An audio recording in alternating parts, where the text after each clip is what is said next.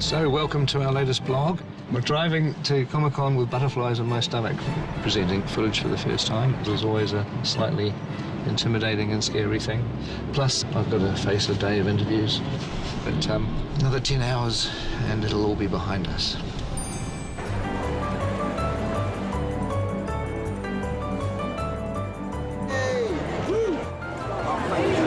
So hopefully we'll find Ian and Richard in here somewhere. The Hobbit certainly is more funny. One interview down.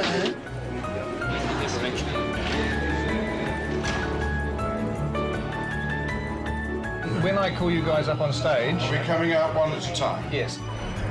I saw on the One Ring this morning that people have been camping out since Wednesday to get into Hall H. Those are the sorts of people that I like hanging out with.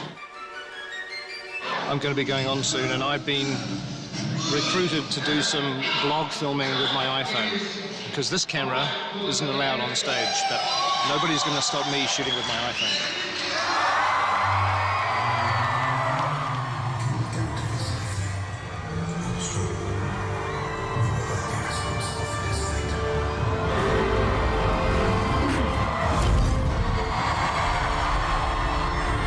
Ladies and gentlemen, please welcome to the stage.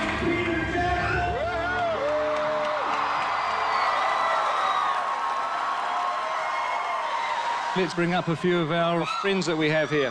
Philippa Boyens, Andy Serkis, Richard Armitage, Martin Freeman, Sir Ian McKellen. We also have a surprise guest, Elijah Wood. I love you guys. I came all the way from Brazil just because of you. Thank you. I spent all my money on this trip, but it was worth it. These are the people that we're making the film for, and I'm really happy that it was received in such a great way. I'd just like you to do something for all the people that couldn't be here. Could you just say hi from Comic-Con? 1, 2, 3. Fantastic. No need for a take two. That was bloody good. And so now we would like to show you a little bit of what we showed the audience in Hall H.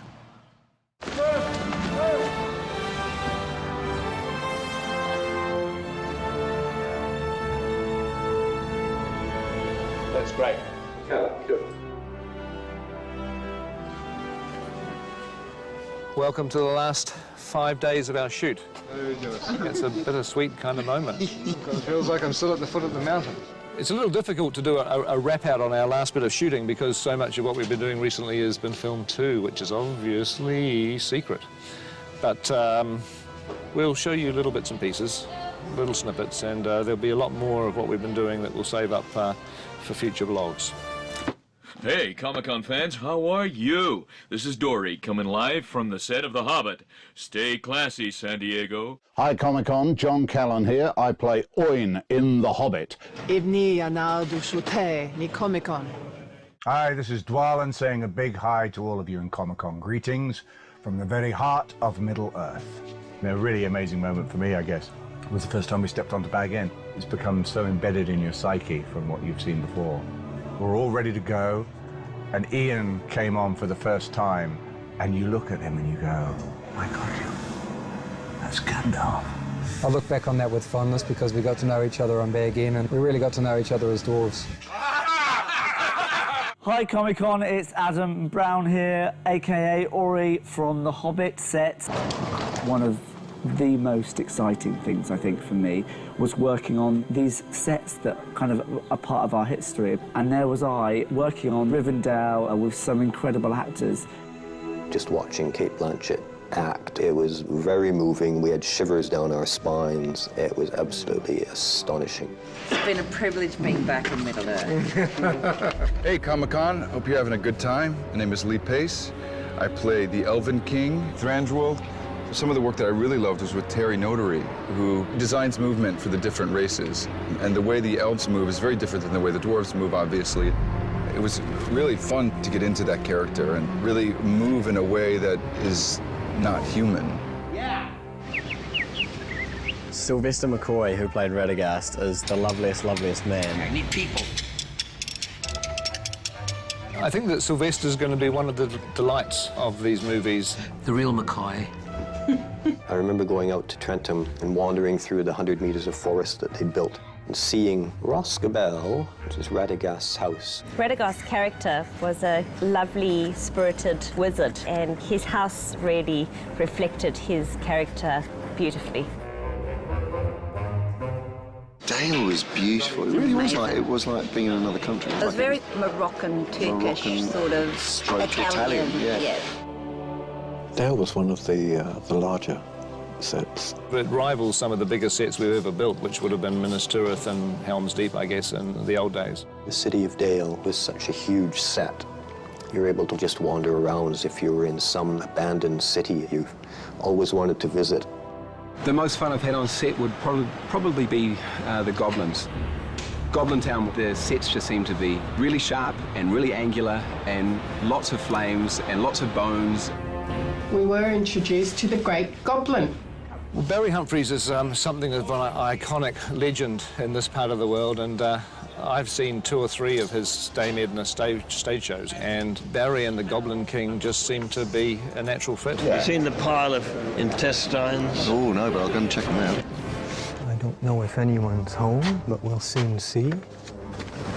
I found Bayon's house absolutely mesmerizing. It's one of my favorite parts of the book, and the creation, the carving that they did inside that beautiful barn, and everything was so oversized. I want to write the theme tune, sing the theme tune. We built it to the scale of the dwarves, so it was huge. And it made all of us feel small. You used to be able to stand on that set and look at the crew setting up the camera, and they looked like tiny little people. It was kind of incredible. Morning, everyone. Happy last day. Morning. What we're doing for this shot is we're going to get Orlando up on here. Somebody stuck something to my back. What is it? Second unit, I think we're a bit of the rock and roll unit, and, you know, we have a bit of fun.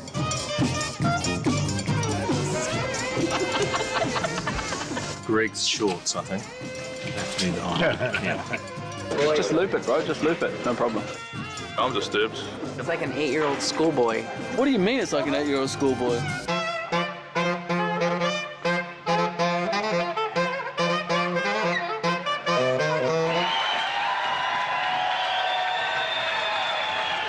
He's a rock star. He has got energy to burn, and that infectious enthusiasm and his absolute dedication made a huge difference to the second unit. And crank it up. And in 3, 2, 1, action!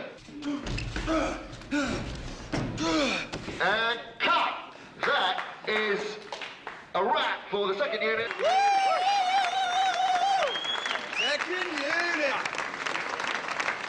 There's a mixture of emotions. Good to finish, but sad at the same time. Quite frankly, I can't imagine this occurring anywhere else on the planet, so thank you from the bottom of my heart. One of the memories that really sticks in my head the most is walking in through the gates of Stone Street at 4:45 in the morning when it's dark and there's no one else here and the stars are still out, and then slowly the studio comes to life and the sun comes up. I saw a lot of those days. You're going to be getting up at 5:30 in the morning for a year and a half, at least 12 hours a day. Morning. You literally just wake up every morning and go shoot a movie, and it seems to last a lifetime. This is the kind of movie where it changes everybody's lives. What we do is kind of driven by adrenaline, so we keep going until we collapse. We've got ready about 20 people a day, and that's about 5,000 prosthetic makeups. It's not going to work. It's not in line. Ow! We're busy, but sometimes we get bored being busy. In the last 18 months, we've probably gone through about 20 litres of glue, about 450 miles of yak hair, hence there are now a lot of cold yaks in the Himalayas somewhere. I've never worked on such a hairy movie. Even I'm sporting a beard now, and I've never had a beard before, so it's obviously sort of rubbing off somewhere along the line. Just the sheer amount of lead characters with costumes. For some reason, they all want to wear costumes. They all want pants, they all want shoes. Made for an enormous amount of costumes. All of these clothes to nearly the back of the truck is Bilbo. For Smorg's Lair, we used so much gold paint, I used everything in Australasia, and we had to get it from Germany. Wunderbar. 22,817,520 feet if we were shooting 35mm like this. And I'm really glad we're not. I'm sure that I've done over 2,500 drawings. I kept my pencil stubs. You're literally doing a drawing one day and then walking on the set a few days later. We shoot a set take it out and replace it for the very next day's shoot. They put up the most incredible sets. You walk in the night before and it's not finished and you think, my God, how are we ever going to be in here tomorrow filming? And yet you walk in 8 o'clock the next morning and it's ready to go. To me, that's probably one of the most gratifying things on this whole picture, that all these people force through impossible odds and create these beautiful things. Wow, look at that. Yes. I'll miss the camaraderie of the folks that we've built up and the cast and crew. You know, we've spent an awful long time together. There's like sort of 12 or 13 of us who have been in a mini army.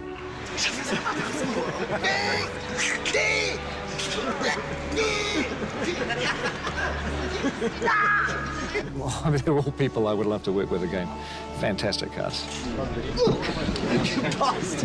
I'm surrounded by these mates. I'm surrounded by my comrades. I'm surrounded by these great actors. Please, not every time. Get off. I mean... You get so close that you're able to freely abuse them on a daily basis and they don't seem to mind. And that's the poster. But a very high quality of human beings involved. Pretty soon we won't be all together as a gang, which is going to be sad. We'll all miss each other terribly. You're getting to come to work with a group of people that you love working with, that you love hanging out with. It's a real family. What's this in our laundry? Look at that. Oh! Red-handed. What happens on the Hobbit stays on the Hobbit.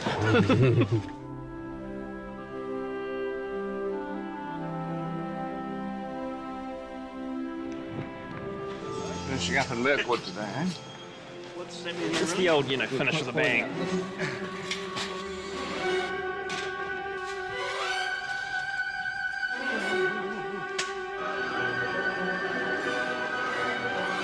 Look out!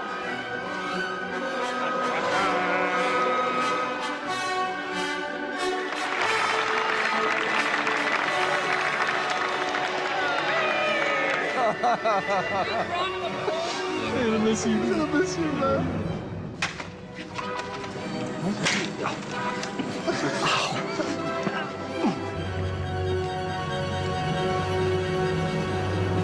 Okay, and action. I need a horse. Why? Where are you going? In search of answers. All right, and cut. Well, unless anybody has anything else they want to shoot, I think we should call that a day. Thank you.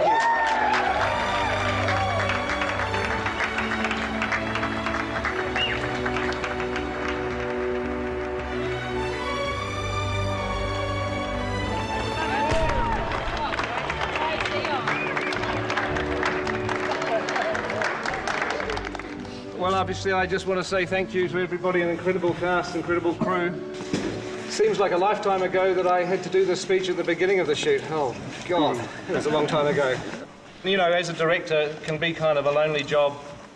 You know, at times you feel like you're by yourself trying to solve problems, but then everybody steps in and suddenly I realise I've got this incredible support and all of you guys have got my back and you're behind me. And for that, I'm incredibly grateful. Thank you.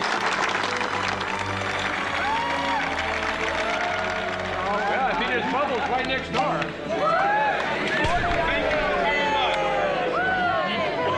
It's been a terrific atmosphere shooting this movie, and I hope the vlogs have in some way given you all a chance to share in that and to experience it for yourselves. And we'll be continuing in post-production. The energy, the environment, everything's going to be very, very different, but it's still got equal amount of challenges. So look forward to seeing you during post-production.